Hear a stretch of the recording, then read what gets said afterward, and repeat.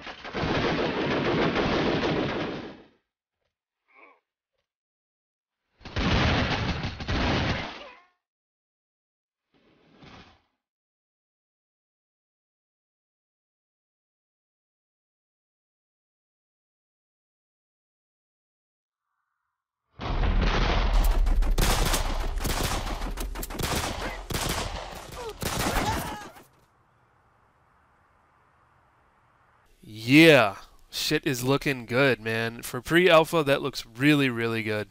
The only thing that didn't look really 100% to me were the character movements, but that kind of shit's going to be fleshed out. What I like the most is the speed of it. It feels like an older SOCOM title. It doesn't feel sluggish like Confrontation, and it just moves really smooth. I like that. It's got the classic SOCOM view. It's not too close up. So what I want to do right now is go back and just obsessively dissect this video. Alright guys, for starters, let's take a look at this lobby, shall we? So, in place of SEALs, we have the Special Operations Forces. And instead of terrorists, we have savages. Now, I don't know if that is the name of the group that's going to be like the primary bad guys in the single player, or if that's just something that they're calling them. I don't know. It's very interesting, and I want to learn more about that, so hopefully we'll get some more information on what that's all about. And as I stated before, it really doesn't matter to me what they call them. You know, they call them Spec Ops, Savages, whatever they want to call them. It doesn't matter. You know, I wasn't one of those guys who was getting pissed off because they weren't terrorists anymore and they were mercenaries. That never bothered me. And up in the top right corner, we can see player rank, player character, and clan emblems. So clan emblems are going to be in the game. That's cool. That's something that I've known for a little while. But it is always nice to be able to customize that kind of stuff. Now, player character is obviously going to be where you customize your character. You select loadouts, most likely. You know, where you put whatever clothing he's wearing in his gear and stuff like that. But the biggest thing for me has to be the chat on the bottom. I'm very happy to see that. That was missing sorely in SOCOM Confrontation. I mean, shit, just a lobby system has been missing in games lately. Nobody does lobbies anymore. And that's something that I've ranted about 100 times. But man, it's something so simple, and they did it back in the day, but they just can't seem to fucking do it now. Now, I don't want to go off on a rant, but man, I hate that quick match shit where it just drops you into a room. You know, you usually don't get to pick your maps or anything like that, and it just like, fuck it. I said I wasn't going to rant, so I'm just going to shut up about that. And another good thing that I see there is that the voice chat is back on the circle button. In my opinion, that's where it belongs. It is nice to have it on like left 2 or something like that, but you know, those buttons can be utilized for something else. We don't need a run button in this game. That's not going to happen.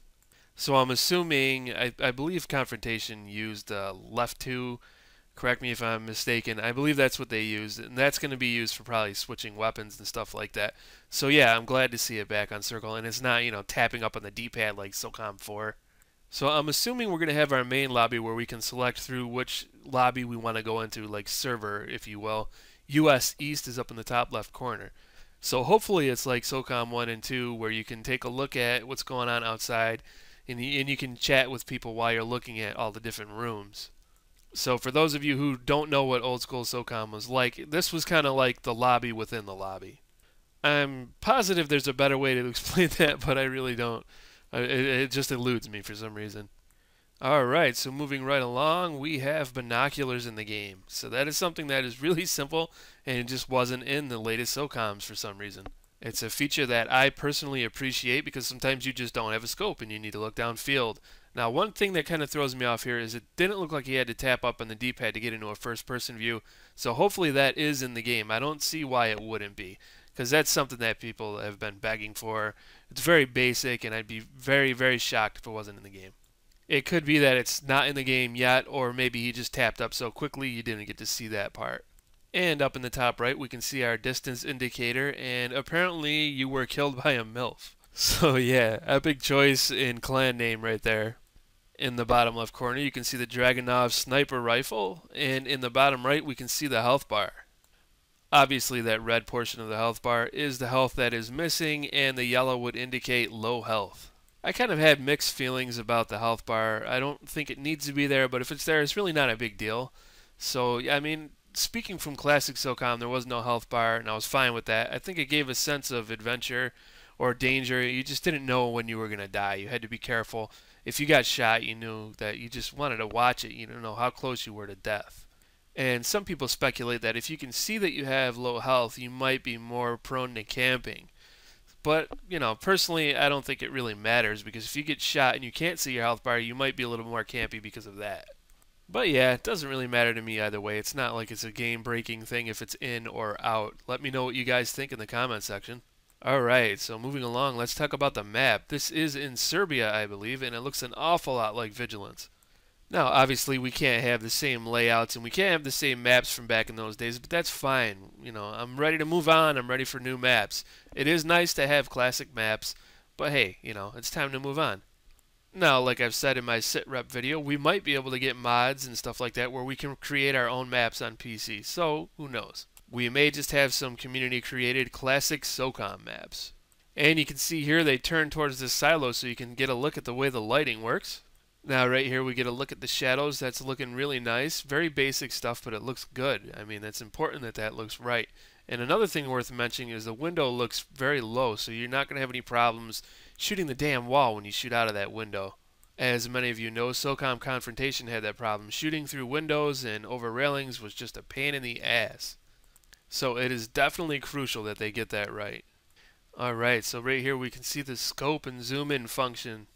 And we can see the rangefinder down there. Again, very basic stuff, but a lot of games don't seem to include it anymore. Now, I'm not certain if bullet drop or windage will be in the game. I don't think it's been confirmed either way. Now, if you look in the background there, you can see the bullet trails. I don't know if you're going to be able to trace those back and find where people are shooting from. Now, even if that is the case, I don't see that being a problem since there's probably going to be a flashing indicator that tells you where shots are coming from. I don't see the shot indicator in this video, but then again, that's something that they typically add to a game in the later stages. I mean, if I had to guess, that's probably like post-production kind of stuff, and I'm fairly certain that it will be in the game. And the only thing that I think would get on people's nerves is if they had a silencer and people were able to trace their rounds back because of the trails. But I don't know. It's speculation. I don't know if that's going to be a problem or not. I mean, I'm looking at this with like a freeze frame, so it could be going so fast that you can't tell anyways. And in this part, we can see some serious recoil when he fires that gun. For some reason, some games just don't bother to include recoil. I guess because it's easier, I don't know. Now, right here we can see the rifle butt action in the game. Apparently there's not going to be a knife. I'm not certain, but it looks like it's been replaced by the rifle butt.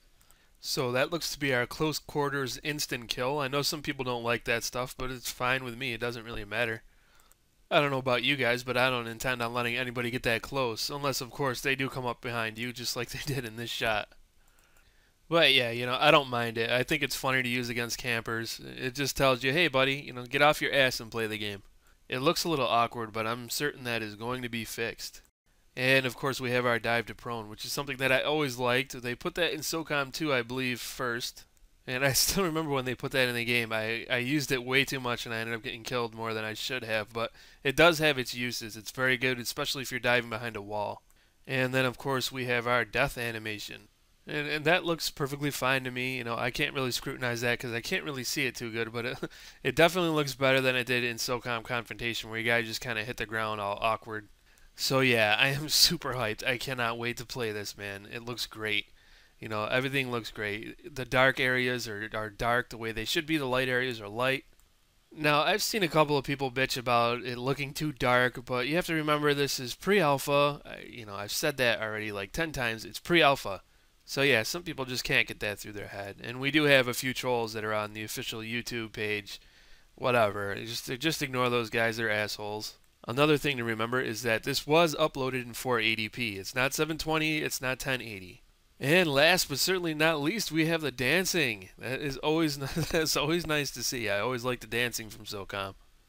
Nothing quite says "fuck you, you just got owned" like teabagging someone and dancing over their corpse. So that is it for this video, guys. Let me know what you think. I am very interested to know what you think down in the comment section. If this is your first time to my channel, make sure you hit that subscribe button because I will be covering this extensively. I thank you all for watching, and I look forward to seeing you in my next video.